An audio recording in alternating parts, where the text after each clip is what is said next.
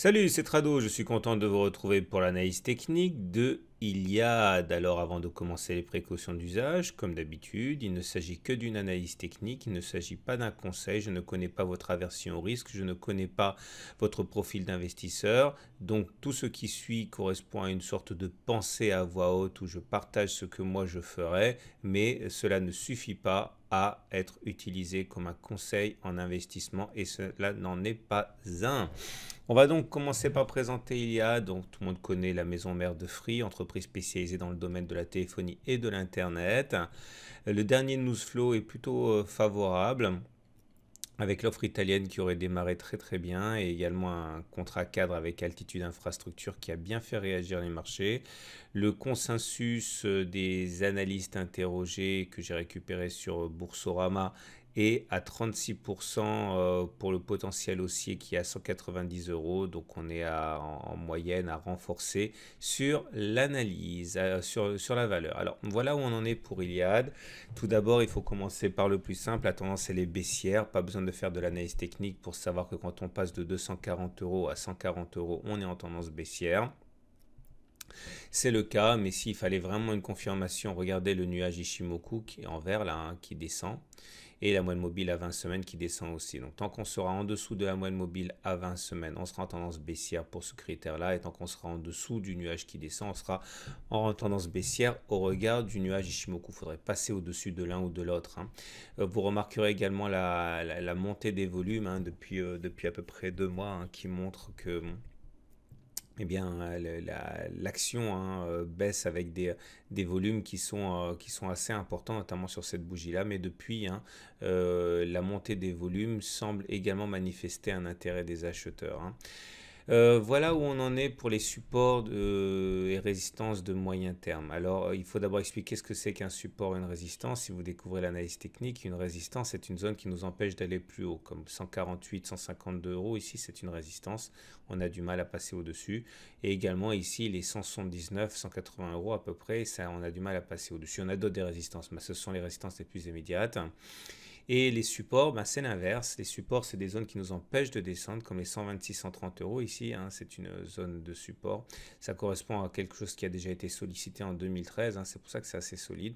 Et si ça devait casser, eh bien, il faudrait s'attendre à aller chercher les 113, 115 euros, qui est le prochain support ici, qui nous a retenu en 2012 pour le coup. Alors, on ne sait pas quel support va tenir, hein, tout va dépendre de beaucoup de choses, notamment de ce que font les marchés, mais en application de la méthode d'accumulation rationnelle que vous pouvez retrouver sur le site, il y a un lien à la fin de la vidéo.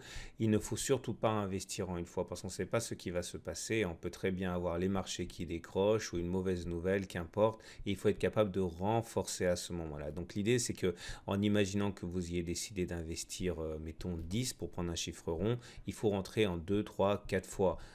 C'est très important. Alors, si vous n'êtes pas du tout sur la valeur, vous pouvez éventuellement acheter un petit peu maintenant, mais il faut garder de quoi renforcer au cas où on reviendra sur 126, 130 euros pour pouvoir renforcer. Et il faudra également garder de quoi renforcer au cas où on reviendrait sur 113, 115. Et si on ne revient pas en dessous, au-dessus, et bien, quand on franchit les 148, 152, on pourra éventuellement renforcer lorsque l'on aura clôturé au-dessus des 152, puisque dans ce cas, effectivement, on aura les coudées relativement franches. L'idée, elle est simple, hein, c'est qu'on a plus tendance à rebondir lorsque l'on est sur des supports. Ça a déjà été le cas, vous voyez, sur les 130. Ça a été également le cas ici. On a rebondi sur cette zone de support.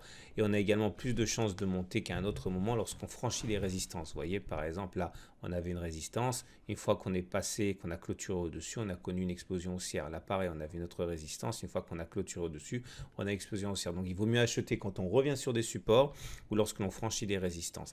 Tout ça pour construire une position en 2, 3, 4 fois et acheter au meilleur coût, hein, la valeur pour la mettre en portefeuille. Maintenant, si ce qui vous intéresse, c'est plutôt le trading de court terme, c'est le même graphe, j'ai simplement zoomé.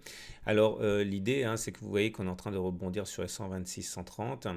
On n'a pas grand-chose qui nous empêche d'aller chercher les 149, ici à moins encore une fois que les marchés en général décrochent.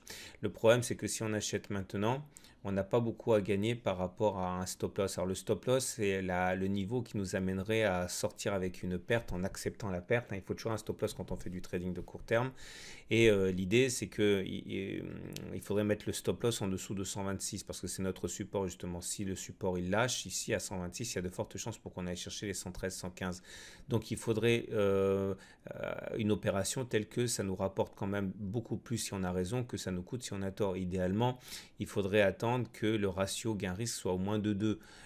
Et à ce niveau-là, hein, c'est à 133 euros à peu près qu'on a un potentiel de 12% si on a raison, contre une perte de 6% si on a tort. Donc c'est un ratio gain-risque qui est intéressant. La logique, elle est simple, hein. C'est-à-dire que si on trade toujours avec une espérance de gagner deux fois supérieure à ce qu'on peut perdre, et bien même si on a raison une fois sur deux, on s'enrichit sur le long terme. Si on achète maintenant, on est à un niveau tel qu'on a presque autant à perdre qu'à gagner, c'est pas très intéressant. Voilà, maintenant si ce qui vous intéresse, et en particulier si vous voyez que les marchés décrochent, le CAC 40, le SBF décrochent violemment, on peut aussi tenter un trade baissier. Donc vous l'avez compris, si on clôture en dessous de 126, il y a de fortes chances pour qu'on en aille chercher les 115. Ça fait une baisse de 9%, donc un gain de 9% si vous spéculez à la baisse. Par contre, là, il faudra mettre le stop loss si les cours repassent au-dessus des 130 euros, puisque là, il y a de fortes chances pour qu'on reparte à la hausse. Donc si les cours, après être descendus en dessous de 126, repassent à 132, c'est-à-dire une hausse de 4,5%, il faudra sortir de cette spéculation à la baisse. Là aussi, c'est des trades qui sont intéressants parce qu'il y a deux fois plus à gagner qu'à perdre. Voilà ce que je pouvais vous proposer pour Iliad. J'espère que ça vous a servi. Tout ça est issu de mon module de formation sur l'accumulation rationnelle. N'hésitez pas à vous le procurer. Il y a un lien à la fin de la vidéo. Et également, n'oubliez pas que c'est tous les jours de nouvelles vidéos sur les actions sur mon site.